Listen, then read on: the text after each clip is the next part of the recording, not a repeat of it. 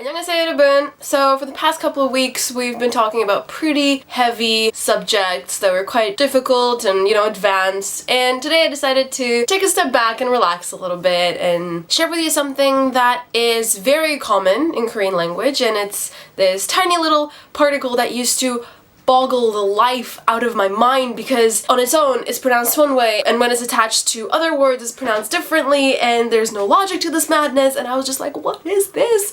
And obviously from the title of the video you guys realized what I am talking about, so I'll just go straight into it. The possessive particle. On its own, this little particle is meant to be pronounced ui because it's the and e combined.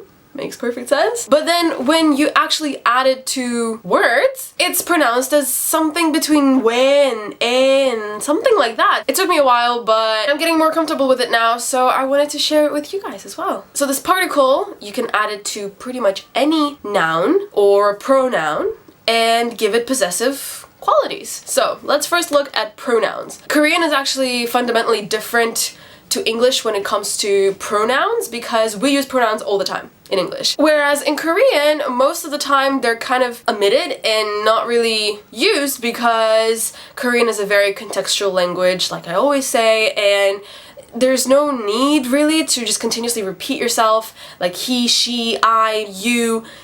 It's just unnecessary. I feel like Korean is a very straightforward language where you just kind of assume that whoever you're speaking to, whether it's one person or many people, they will just understand what you are referring to because of the conversation that you're having. Nevertheless, Korean still has pronouns, and it is worth learning them and knowing how to use them. When we're talking about pronouns, pretty much like with most of Korean, we need to consider the politeness level. There is a more polite way of saying, let's say I or you, and then there is a more casual way of saying I and you.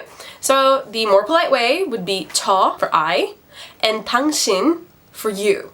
당신 is actually a very interesting word on its own because I heard so many different opinions about it. Like the guys from Korean from Zero in their first book, see I even marked it, they say things like you should try to avoid using 당신 in your daily life, and most of the time you will hear it from like K-pop songs, dramas, or English to Korean translations because, well, English people do use you, so to translate it, they use the generic 당신. But interestingly, Korean from Zero guys say things like, it's really important to understand that Korean doesn't use you and your as frequently as English does. It's almost as if they purposely avoid it.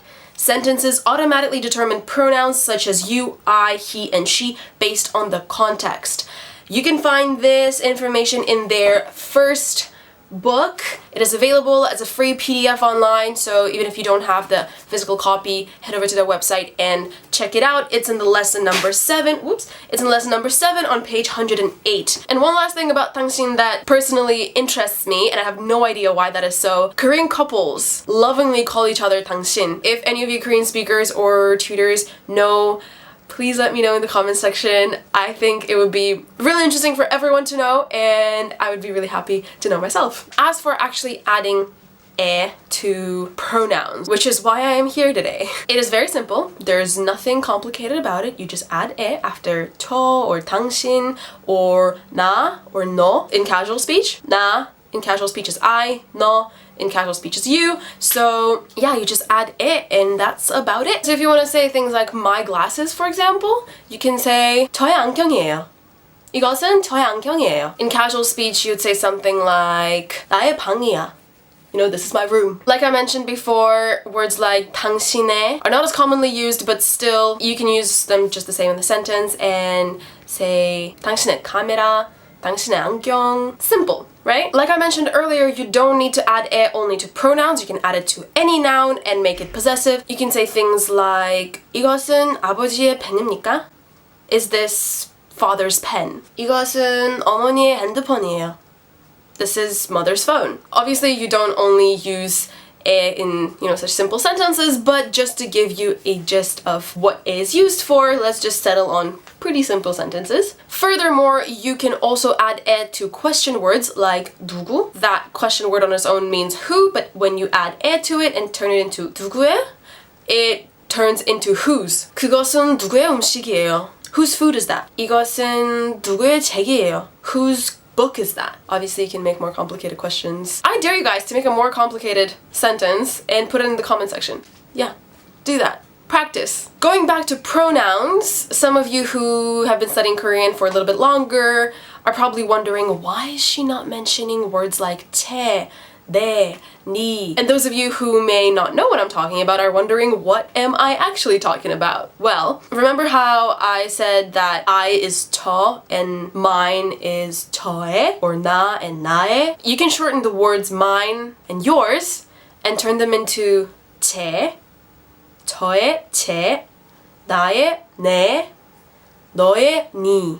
Fun fact, those of you who have seen my very old weekly Korean video about pronouncing vowels, you guys will know that e and e sound the same. So words like 내 as mine and 내 as yours technically should sound the same, but in Korean they don't. They sound like 내 and 니 for the purpose of differentiating. Also, this is where things like 제가, 내가, 네가 comes from, and they're a little bit confusing because they mean I or you. Like 제가 먹었어요, I ate. All you need to know is that 저 and 나 means I, 당신 and 너 means you, 저의, 나의 means mine, 당신의, 너의 means yours, and that they can also have a shortened version like 제 and 내 for mine and 니 for yours, and then there are pronouns like 제가, 내가, 네가, which mean I or you. But they're obviously used in different situations because Korean is just complicated like that.